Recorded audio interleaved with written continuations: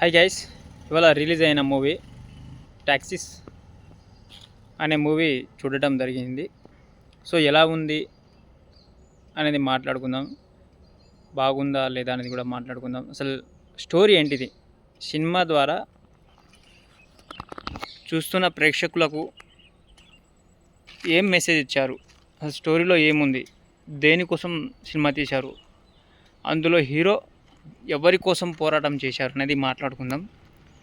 So hero కనుక చూసుకుంటే తను తీసిన ఒక విధంగా చెప్పాలంటే హీరో కూడా కన్నడ ఇండస్ట్రీకి సూపర్ స్టార్ అని చెప్పవచ్చు, పాన్ ఇండియా హీరో అని కూడా చెప్పొచ్చు.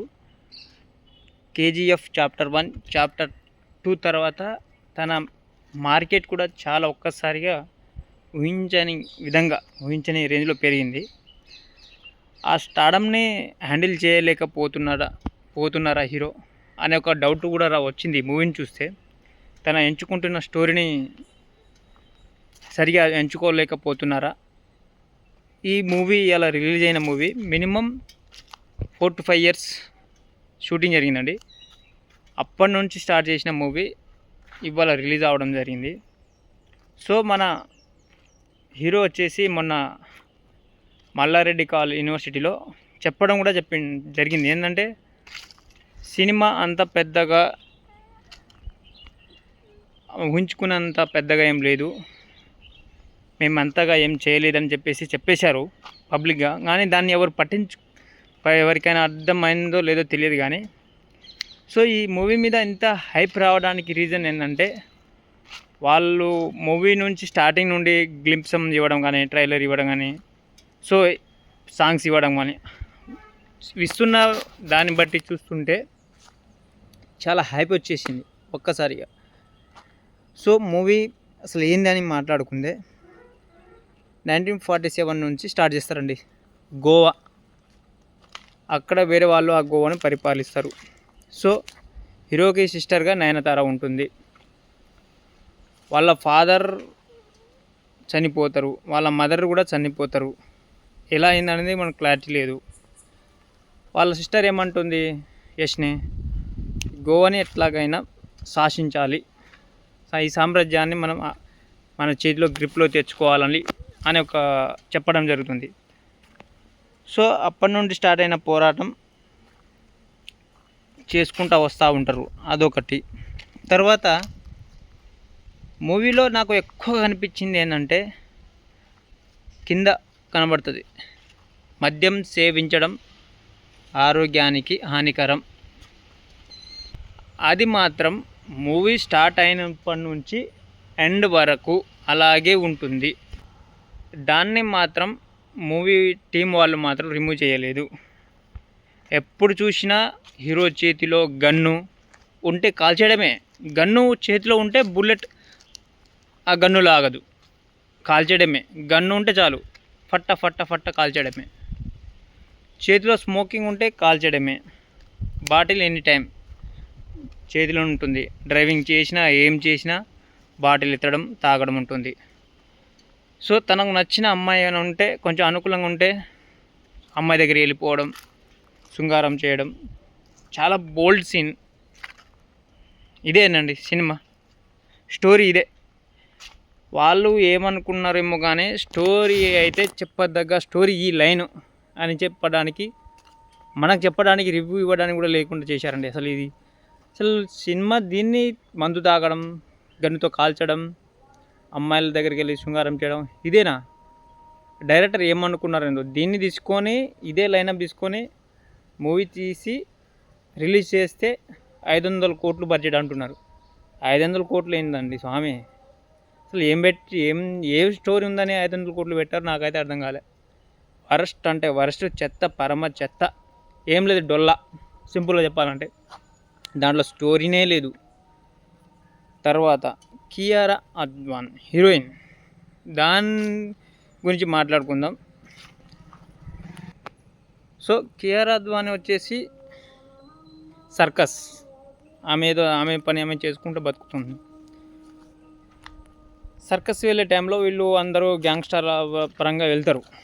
ఆడ ఒకళ్ళని ఫట్టమని చంపేసరికి మళ్ళీ ఆడొక గొడవ, కాల్చుడే ఉంటుంది. ఏం గన్ను చేతికి వచ్చిందని కాల్చడమే, ఏముండదు. గన్ను చేతికి వచ్చుడే లేడు, ఫట్ట కాల్చుడు, కత్తితో పోసుడు, రక్తం. అసలు స్టార్టింగ్ నుండి ఎండ్ వరకు రక్తమే ఉంటుంది. గన్ను, స్మోకింగ్ ఇదే, శృంగారం ఇదే, ముద్దులు సీన్లు, గిద్దులు అదే ఉంటుంది, ఏముండదు దాంట్లో.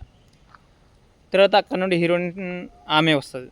ఆమె వచ్చాక ఆమెకు ఒక లీడ్ ఇస్తుంది ఈయనని చెప్పేసి, ఆ విలన్ పేరు ఏదో వాళ్ళ సన్ ఏదో ఉంటారని చెప్పేసి. అక్కడ నుండి ఆమెను వేరే వాళ్ళు విలన్ వాళ్ళు చంపేద్దాం అనుకుంటారు. చంపే టైంలో వచ్చేసి యష్ హీరో కాపాడడం జరుగుతుంది. అక్కడున్న బడా విలన్ వాళ్ళ ఆమె కూతురుతో హీరో అప్పటికే పెళ్ళి చేసుకునే లెవెల్కి వెళ్తారు. మళ్ళీ ఈ ట్రయాంగిల్ వస్తుంది. దాన్ని లవ్ అని చెప్పలేం, ఏం చెప్పలేం. అప్పటికి ఒక మంచి డైలాగ్ వస్తుంది భయ్య. ఆ హీరోయిన్ హీరో కాపాడంగానే ఇట్లా చేయి కొరిసేసుకొని పైన ఏం లేకుండా మొత్తం ఇప్పేసి రా తక్కువ టైం ఉందని చెప్పడం. అప్పుడు హీరో అంటారు, అటు కోసేసుకున్నావు, ఒంటి మీద బట్టలు మొత్తం తీసేసినావు, ఫోకస్ దేని మీద పెట్టాలి అని అంటాడు. ఏం స్వామి డైలాగ్.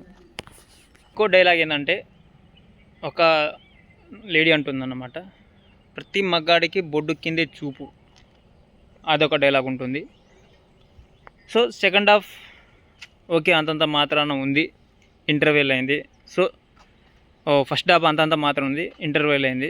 సెకండ్ హాఫ్ తన కొడుకు వస్తాడు కదా, పెద్ద ట్విస్ట్ ఉంది అనుకున్నారు. కట్ చేస్తే తన కొడుకు వచ్చాక పెద్ద రాడ్డు రంబోలా, ఏం లేదు డోల్లా, చెత్త పరమ చెత్త సినిమాని అర్థమైంది భయ్య లాస్ట్ వరకు. సెకండ్ హాఫ్లో వర్స్ట్ అంటే అసలు బోర్ కొట్టేసింది. ఎందుకురా నాయన టార్చర్, మమ్మల్ని టికెట్ తీసుకొని మా డబ్బులు తీసుకొని మీరు డబ్బులు తీసుకొని మా టైం వేస్ట్ చేయడం, చంపేశారు రబ్బా థియేటర్లో. సెకండ్ హాఫ్లో వాళ్ళ కొడుకు వస్తాడు, వాళ్ళ తండ్రి మీద రివెంజ్ తీర్చుకుంటున్నట్టు ఉండదు, ఏముండదు. వాళ్ళిద్దరు పిచ్చు కుక్కలు లెక్క కొట్టుకోవడం విధుల మీదనే, ఎక్కడ పడితే అక్కడ కొట్టుకోవడం. వాళ్ళ కొడుకు ఎంట్రీ సీన్ ఈయన వాష్ ఏదో బేషన్లో నీటిలో మునుగుతున్నప్పుడు ఆయన ఒక్కసారిగా వాటర్ నుంచి బయటకు వస్తాడు. ఆ వెల్యుయేషన్ బాగుంది, ఓకే. తండ్రి పోవడం, కొడుకు రావడం, కొడుకు వచ్చుడుతోటే ఆడ కొందరిని ఫటాఫట కాల్ చేయడమే ఉంటుంది. అది ఏందో క్లారిటీగా నాకైతే ఆడ అర్థం కాలేదు భయ్య. తర్వాత అక్కడ కూడా వాళ్ళ కొడుకు కూడా అంతే, గన్ను దొరికితే గన్ను, కత్తి దొరికితే కత్తి, నరకడమే, రక్తం చూడటమే, ఏముండదు ఆడ. తన కొడుకు క్యారెక్టర్ నాకైతే నచ్చలేదు, వరెస్ట్గా ఉంది. ఏదో పిచ్చి కుక్కలు లెక్క అరవటాలు, గెటప్ అంత బాగలే. నాకు తండ్రి గెటప్పే బాగుంది, కొంచెం సీనియర్లోను, కొంచెం 60-70 సంవత్సరాల టైంలో ఉన్నప్పుడు ముసలైన ఇదిలో అది గెటప్ చాలా చాలా బాగుంది నాకు. ఈ సన్నకోడుని క్యారెక్టర్ నాకు నచ్చలే, అస్సలుగా బాగలే. చెత్త అంటే పరమ చెత్త ఉంది. వాళ్ళిద్దరు కొట్టుకుంటారు, ఎందుకు కొట్టుకుంటున్నారా నాయన ఏం అర్థం కాదు. ఆ వెలివేషన్ ఏందో అంటాడు. వరస్ట్ అంటే వరస్ట్గా ఉంది సినిమా అయితే. ఇది మొత్తానికి అయితే పెద్ద రాడ్డు రంబోలా అని చెప్పవచ్చు. ఎవరు వెళ్ళకండి భయ్య మూవీకి. అయితే వెళ్తే రవితేజ మూవీకి వెళ్ళండి, ఇరుముడి. కొంచెం మన డబ్బుకి న్యాయం జరిగినట్టు ఉంటుంది. సో నా ఒపీనియన్ అయితే నేను చెప్పేస్తున్నాను భయ్య. కామెంట్ చేయండి, లైక్ చేయండి. మీకు ఎలా నచ్చిందో ఒకసారి మీరు కూడా కామెంట్ సెక్షన్లో కామెంట్ చేయండి. Thank you so much.